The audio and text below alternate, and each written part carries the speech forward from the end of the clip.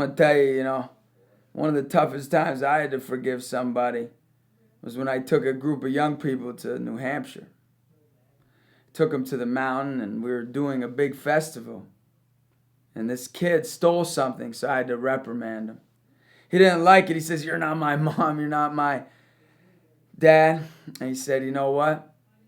I'm going to kill you." I was like, "Whoa, wait a second. Over stealing something, I'm going to die today? That's not a good day." You know what I mean? I don't know about you, but that's a bad day.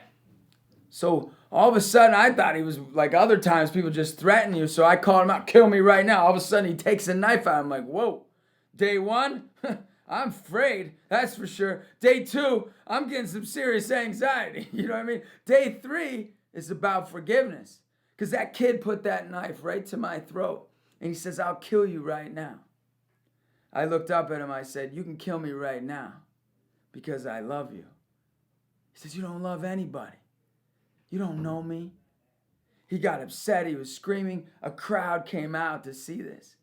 And they were wanting like, fight. I was like, oh my goodness, is this going to be the last day of my life? Well, the cops came, pulled him off, and the cops said, "We have to take him to jail." I said, "Look, you're not going to take him anywhere." They go, "What do you mean? He threatened you with a knife." I said, "Give me the knife. You give me the knife. You have no evidence. I'll keep the kid. You give me the knife." He says, "All right, are you going to be okay?" I said, "I'm fine." I forgave that kid right there because, look, you can't judge somebody for how they treat you. You don't know what they've been through. I had to love them anyways, like Christ loved me. When have we ever went to confession? When have we ever went to God and he said, "I will not forgive you"? So I said, I have to love him. I have to forgive him. I saw him 3 weeks later at his uncle's funeral. I went to it, and he said, "What the heck are you doing here?" I saw him at the mall a couple years later, and he really didn't want anything to do with me. And then this past year, he got a job at the car wash. And I didn't know he worked at the car wash. I went over there, and he saw me, and he came and gave me a hug. I was like, whoa, all right, no knife, you can give me a hug? It was one of the best days of my life because I knew forgiveness mattered. He says, "Look, I'll wash your car, Justin."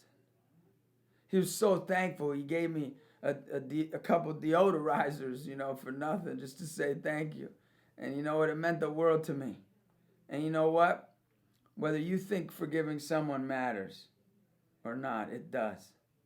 Today's the day we need to forgive. Isaiah is not my enemy. He's my friend. Just like you're not Jesus' enemy. He's your friend. This is actually the knife that he put to my throat. Forgive.